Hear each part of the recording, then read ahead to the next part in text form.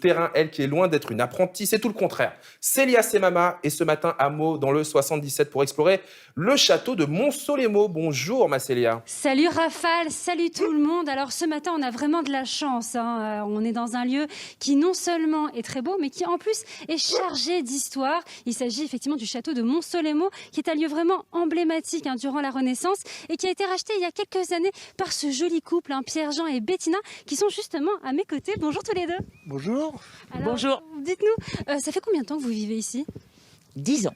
Voilà, ça fait 10 ans maintenant. 10 ans, et alors qu'est-ce qui vous a donné envie de vivre parmi ces ruines aujourd'hui?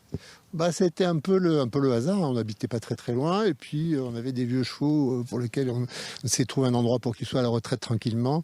Et parmi tous les endroits qu'on a visités, on est tombé vraiment amoureux de ce lieu absolument extraordinaire, un peu par hasard parce que à 50 km de Paris, on se pensait pas trouver un lieu comme ça. On s'attendait pas non plus à devoir s'occuper d'un site de patrimoine tellement important dans l'histoire de France, etc. Mais c'est un plaisir tous les matins.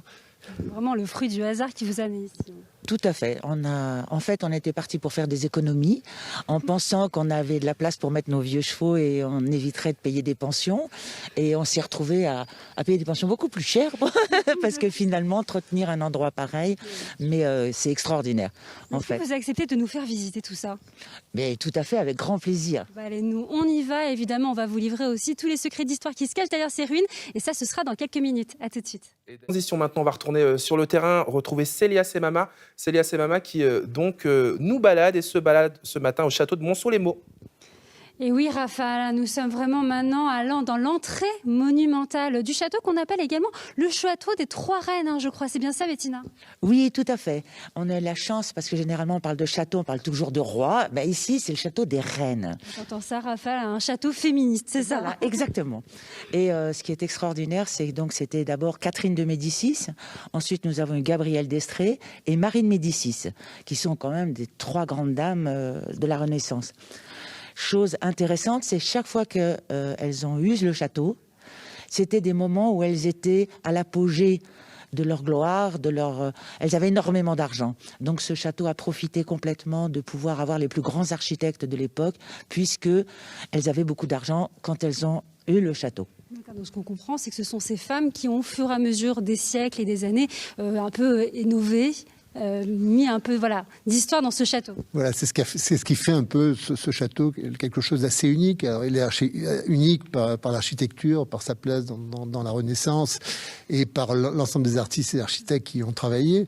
Mais aussi, il est assez unique parce que c'est un château dans lequel il y a eu énormément d'événements qui sont passés durant les guerres de religion, à l'époque de la Reine Margot, pour ceux qui ont vu le film, et en particulier la fin de la guerre de religion, en partie la trêve entre les catholiques et les protestants était signée par Henri IV avec le frère du duc de Guise à quelques centaines de mètres d'ici, dans la forêt, où ils ont à la fois négocié cette trêve, et puis ça a été aussi l'occasion d'une des plus grandes fêtes qui a été donnée à cette époque-là, organisée par Gabrielle d'Estrées, alors qui n'était pas vraiment la reine, ça a été une quasi-reine, parce que Henri IV a failli l'épouser, il a eu plusieurs enfants d'elle.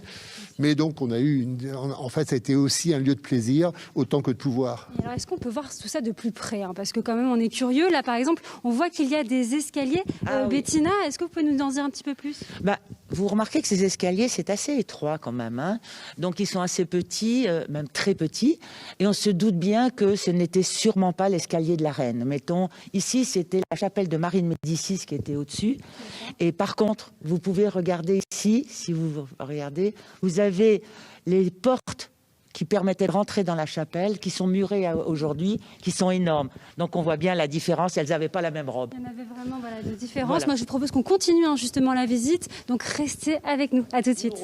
Célia Semama sur le terrain. Exactement, Raphaël. Alors cette fois, on a troqué les ruines pour la chapelle, qui est donc la partie la plus sauvegardée du château. Et là, ce qu'on peut voir, c'est qu'on a un peu nos deux acteurs préférés, je crois. Alors préféré, mais en tout cas deux des acteurs importants, puisque bon, c'est un château de Rennes, mais c'est aussi un château dans lequel Henri IV a eu un rôle particulièrement important, hein, si vous voyez là. Donc c'est tel qu'il était à son époque de gloire. Hein. Alors bon, il n'a pas son panache blanc, mais il a quand même sa barbe fleurie. Et puis ce qui a été sa dernière épouse, donc Marie de Médicis, qui a fait aussi l'essentiel des derniers travaux sur le château, hein, sur un modèle. Qui a le meilleur goût? Je ne sais pas si elle a le meilleur goût, mais en tout cas, c'est elle qui s'est inspirée du château aussi pour faire construire le palais du Luxembourg, hein, le siège du Sénat, dans lequel on retrouve beaucoup d'éléments architecturaux inspirés de Montsolémaux. Et ensuite, à partir de là, les autres travaux ont été faits par Louis XIV. Alors Louis XIV est venu une seule fois à Monceau. Et c'est lui qui a offert ce très bel hôtel, alors qui est très simple, en bois doré et en trompe-l'œil. Mais donc il a offert, on voit encore toujours la date d'ailleurs à laquelle il a été fait, hein, en 1681. Il a fait en reprenant les lettres de Marie de Médicis et d'Henri IV. Et donc c'est cette chapelle qui est restée en l'état, qui n'a pas été détruite à la Révolution, parce qu'en fait elle servait de salle pour la commune, pour le conseil municipal, et c'est ce qui lui a permis de rester un peu à l'égard des destructions qu'il y a pu avoir sur le reste du château. D'accord. Alors aujourd'hui, il faut quand même souligner que ce lieu, il sert aussi maintenant d'événement culturel. Alors c'est un lieu qui a un volume extraordinaire, qui a une sonorité très très belle, et donc on s'en sert pour effectivement organiser des événements, des concerts. Alors l'été on les fait parfois à l'extérieur, mais aussi souvent à l'intérieur, avec une qualité d'écoute qui est unique. Les spectateurs sont très proches des musiciens. Les musiciens aiment beaucoup jouer parce que justement, il y a cette proximité, une forme de être ensemble, hein, on va le dire pour reprendre le titre de votre émission. Et ensemble, c'est mieux. Donc, et ensemble sur un concert, ça permet à la fois de leur permettre de jouer, et puis à la fin des concerts, d'échanger directement avec les spectateurs, puisqu'on en profite toujours pour faire un petit peu d'accueil des musiciens et des spectateurs. Aujourd'hui, il y a une façon de vous soutenir. Écoutez, nous, sur la partie événementielle, on a heureusement hein, des musiciens, des spectateurs qui ont commencé à se fidéliser et donc qui nous aident, ainsi que des bénévoles. Mais c'est vrai que c'est toujours un effort extraordinaire parce qu'on n'a pas de moyens particuliers. Et puis sur la partie entretien et restauration du château, c'est aussi un travail qui est extrêmement important, extrêmement lourd, pour lequel c'est souvent hors de portée des moyens que peuvent avoir les mécènes, on compte sur vous. Nous, évidemment, alors je suis désolée de devoir vous couper parce que malheureusement, le temps court. En tout cas, moi, évidemment, je vous retrouve demain pour de nouvelles aventures et des aventures très gourmandes. Allez, à demain tout le monde. Ouais, Célia.